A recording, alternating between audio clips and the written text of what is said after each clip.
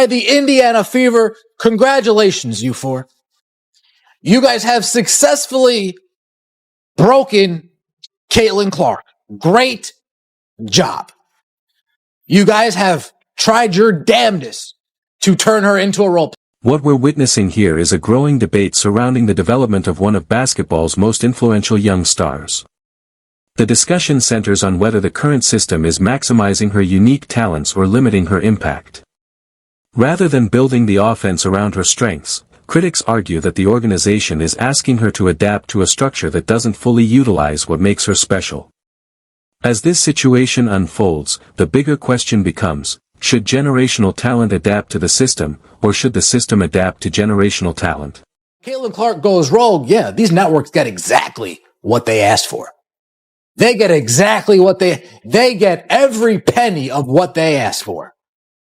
But when she doesn't go rogue, when she plays within the system, when she gets subbed out 3 minutes into the game, and then plays for a few minutes, then subbed out again, and then plays for a few minutes, then subbed out again. Network executives from CBS, NBC, and USA didn't invest premium broadcasting rights to watch a superstar spend extended time on the bench in the opening quarter. The product they paid for is the deep-range shooting, elite passing vision, and the unpredictable creativity that defines her game.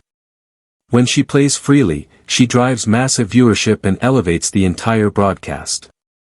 However, the current coaching approach appears to emphasize structure and control over creativity, which critics argue limits the very style that makes her so impactful. Once you get rid of those four and you get rid of your stooge of an agent, Aaron Kane, you'll be free. And I know we don't want her to go the LeBron route, but at this point, you need to get rid of Aaron Kane and you need to call Rich Paul immediately. This shifts the conversation beyond the court and into the broader business and management structure surrounding the situation. Attention is now being drawn to her representation and the level of advocacy in place during this period of organizational tension.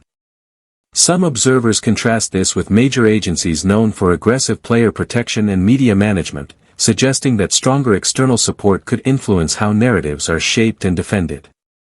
At the moment, however, the perception is that there is limited pushback against criticism or internal decision-making, which raises questions about strategic representation in a high-pressure environment like this.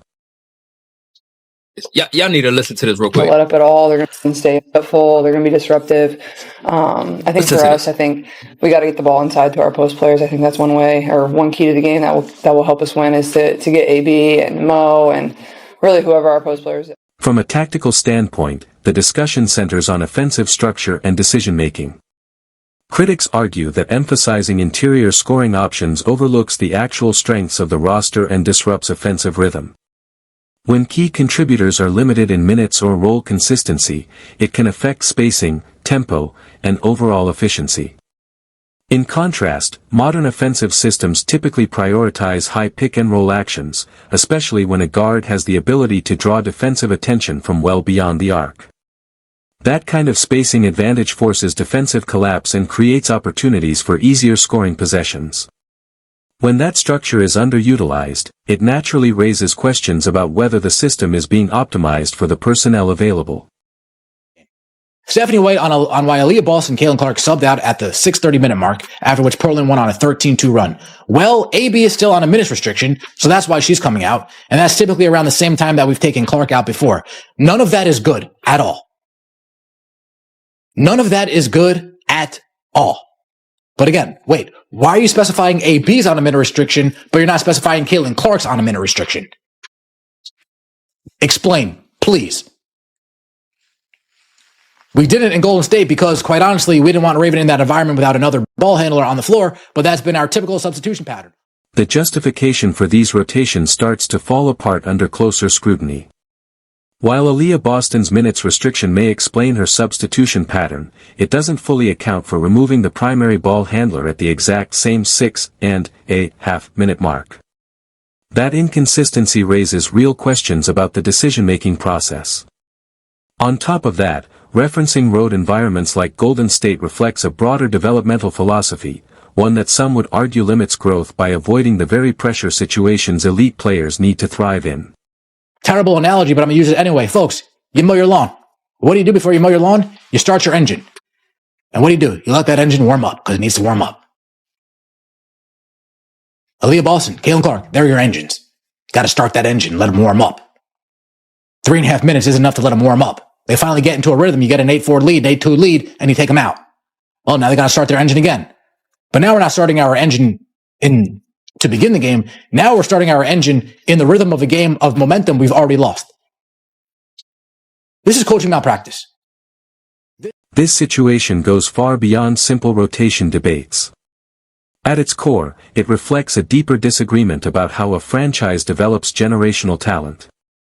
The organization appears to be operating within a traditional framework, one that emphasizes structure, hierarchy, and gradual development. But the player at the center of this discussion represents something fundamentally different, a talent that is already reshaping attention, viewership, and expectations at a league-wide level. Critics argue that when a player has this level of impact, the system itself must adapt around them rather than forcing them into a predefined structure. That includes offensive design, spacing philosophy, and in-game decision-making. From this perspective, limiting freedom can unintentionally suppress the very strengths that make the player special. However, coaching staffs also carry the responsibility of long-term stability, team chemistry, and sustainable development. Their decisions are often driven by balance rather than spotlight moments. The tension between immediate optimization and long-term planning is where this entire debate lives. What makes this case so intense is the external pressure surrounding it. Media attention, broadcast expectations, and league growth narratives all amplify every coaching decision. As a result, what happens on the court is no longer just about wins and losses, it becomes part of a much larger conversation about the future direction of the sport itself. Ultimately, this is a defining moment not just for the player, but for how modern basketball organizations interpret and manage elite talent. Whether the system adapts or the friction continues will shape not only this season, but potentially the trajectory of the franchise moving forward.